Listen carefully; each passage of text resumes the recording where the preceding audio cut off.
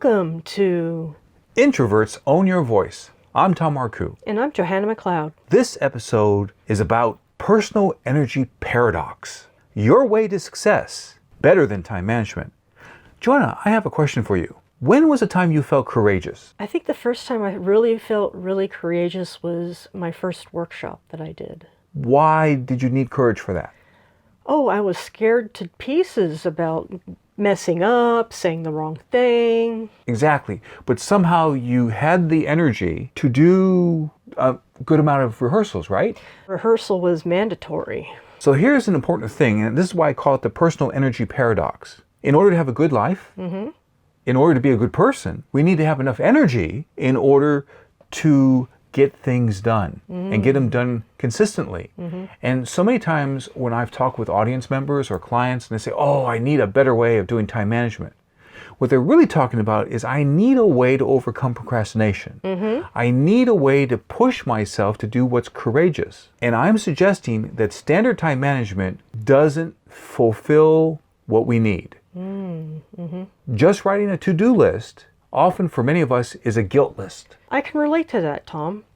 When I don't do something on my list, I feel really guilty. And how's your energy when you're feeling guilty? Oh, my energy gets sucked away. And this is my point. Here's what the paradox is. So we use goals, we use our aiming to be courageous and get things done and stretch ourselves and all that stuff. We use that to push ourselves. Unfortunately, many of us grew up in households where punishment, saying you're wrong and you're not good enough, that was going on. And so sometimes we might hesitate to even write down a goal because we don't want to make ourselves vulnerable to being punished when we don't succeed in completing the task and getting it marked off the list. There's another part to this personal energy paradox that I want to talk about. Johanna, when's the last time you felt like you expressed compassion? I have a particular friend that I listen to a lot, and she has a lot of issues. And I try to extend that compassion and listen and just make space for her. That sounds great. Have you ever felt that you might not have enough energy to be really present for her? I find that sometimes I'm not sure if I'll really have enough energy in order to be there for that person. I'm with you. And so here's what the personal energy paradox difficulty is. For many of us who are trying to be good people, be supportive, be loving, be kind, we have both of these things going on. We have what are called aspired values.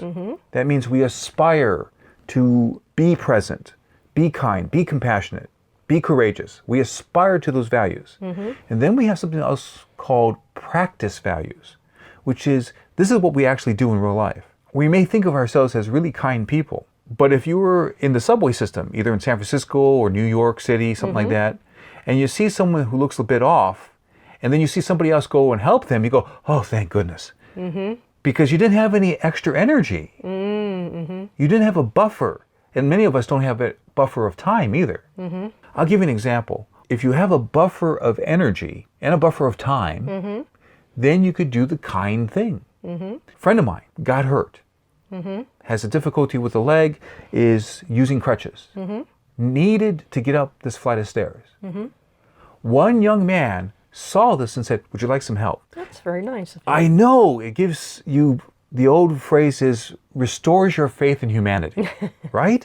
And the thing is though, this young man had a buffer of energy and apparently a buffer of time too. They weren't rushing to whatever, to work, or they weren't rushing to take a college exam, or who knows. This is what we have to look at with the personal energy paradox. We need to make sure you have a buffer of energy. And the real paradox part is that if we push ourselves too hard to always have to be courageous and to always have to be compassionate, we may not have that buffer of energy to accomplish it. And every time we fall short, because there were other people who walked past, didn't say, oh, do you need help getting up those stairs? There are other people who walked past, they didn't have that buffer of energy. But maybe if they thought about it, they had shame or felt guilt for not stopping and helping.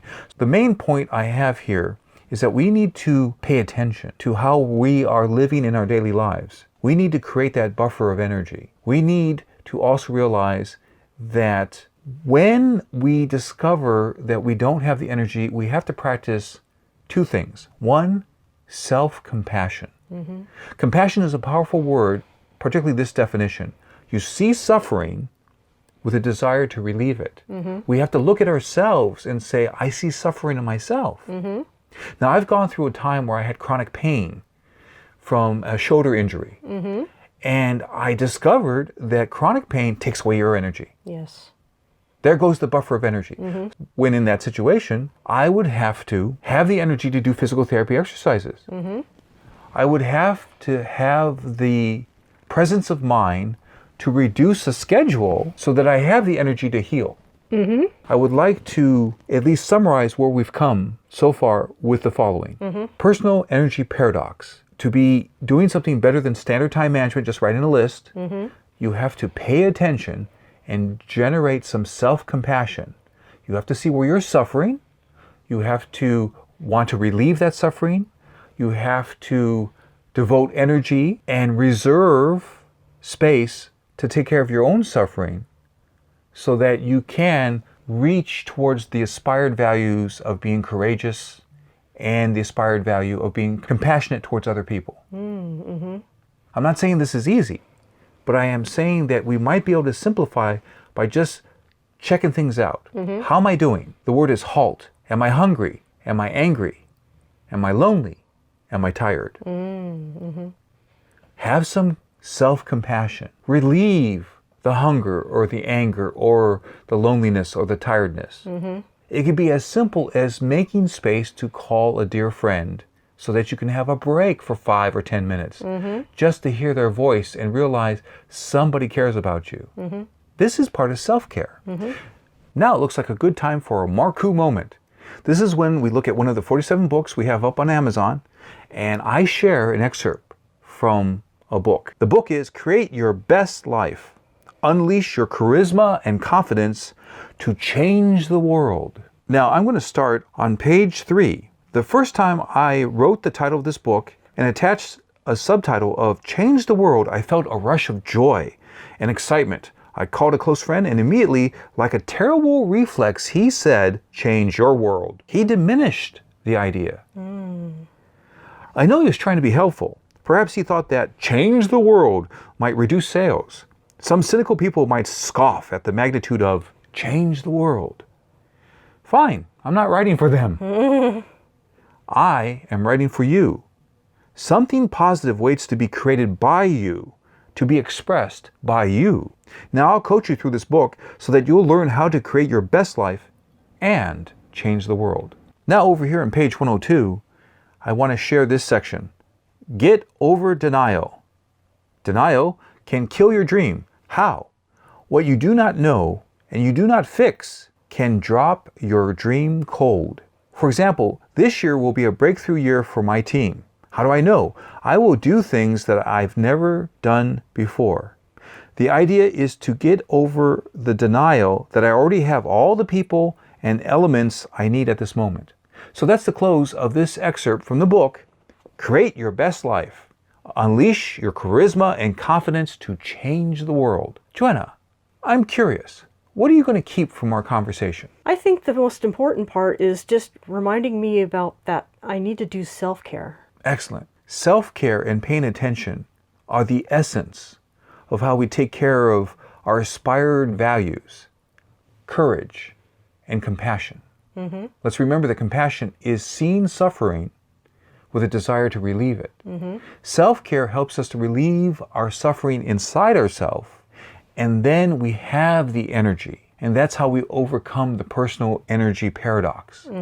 That having the goals of courage and compassion, when we don't live up to them, can help us beat ourselves up emotionally, which loses energy. So what we do is instead we acknowledge that we do need self-care, and we do sometimes slip or backslide. But what we do is we pay attention and we do some more self-care, and then we have our energy recovered and we can go out into the world and really express ourselves with courage and compassion. Thank you, Johanna. Thank you, Tom. For articles and videos, go to getthebigyes.com.